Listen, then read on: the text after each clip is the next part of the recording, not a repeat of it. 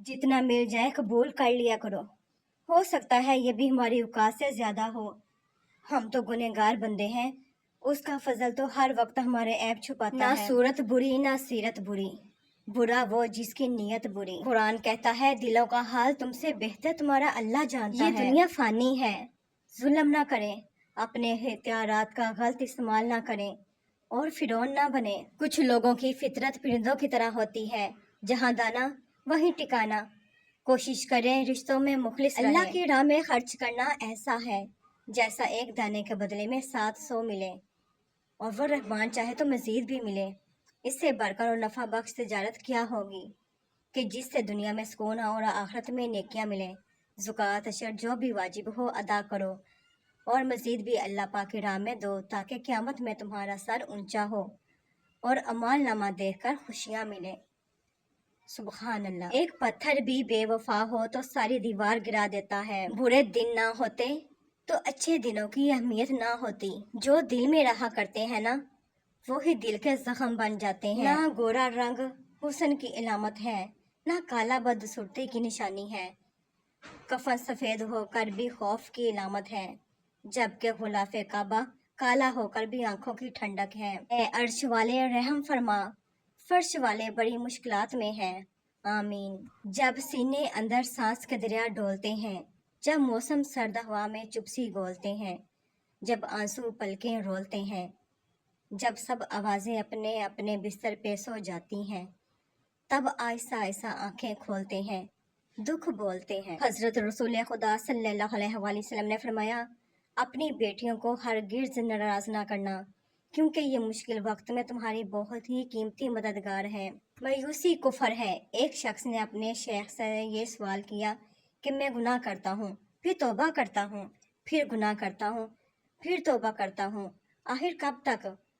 उस पर उन्होंने जवाब दिया, जब तक शैतान तुमसे मायूस ना हो जाए।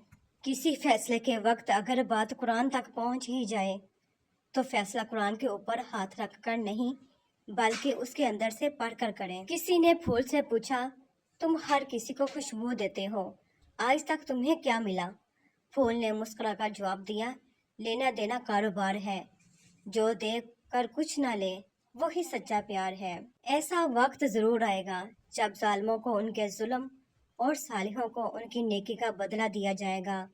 क़यामत और आखिरत इसी का नाम है। जिंदगी एक अनजान किताब जैसी है, अगले सफ़े पर क्या लिखा है किसी को नहीं पता। नबी करीम सल्लल्लाहु अलैहि वसल्लम ने फरमाया, अल्लाह के यहाँ महबूब तरीन लोग वो हैं जो लोगों को फ़ायदा पहुँचाते हैं, और अल्लाह के यहाँ महबूब तरीन अमाल ये हैं, किसी मुसलमान को खुश कर देना, किसी की परेशानी दूर कर देना, किसी का कर्ज अदा कर देना, किसी की भूख मिटा देना। वो नेकी बड़ी मोतबर है जिसका रब के सिवा कोई गवाह ना हो। इंसान को तोड़ने, छोड़ने और गिराने के कई तरीके हैं, मगर उसे पाने, बनाने और संवारने का सिर्फ एक ही तरीका है, और वो है सिर्फ मोहब्बत। जाहिल के साथ तख्त पर बैठने की बजाय आलिम के साथ ज़मीन पर बैठना अफजल है।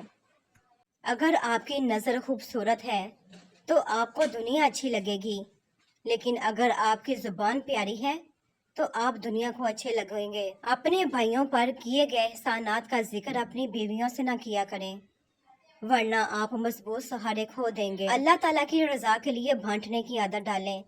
सलाहियत, चीज़ें, वक्त, जज्बे और खुशियाँ भी अल्लाह ताला का तरीका है। जो देना जानता है उसी को बेहिसाब मिलता है। किस को राजी करेंगे? यहाँ तो लोगों के मियार रोज ही बदलते हैं। बस एक रब को राजी कर ले, सारे मसले हल हो जाएंगे। मुखलिस रिश्ते हमेशा याद रहते हैं, दिलों में भी, लफ्जों में भी और दुआओं में भी।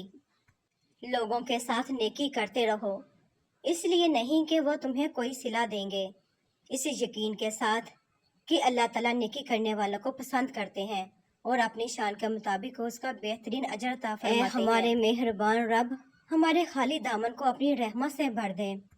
अगर किसी के जज्बात से खेलकर आप खुद को तेज तरीन इंसान समझते हैं तो यकीन करें आप तेज तरीन नहीं बल्कि घटिया तरीन इंसान हैं। जिंदगी में हर गुजरता पल कुछ सबक देता है, कुछ छीन लेता है और कुछ देता है। खुशकिस्मत वो नहीं होता जो सिर्फ अब पाता है, اصل میں خوش قسمت وہ ہے جو وقت سے سیکھتا ہے۔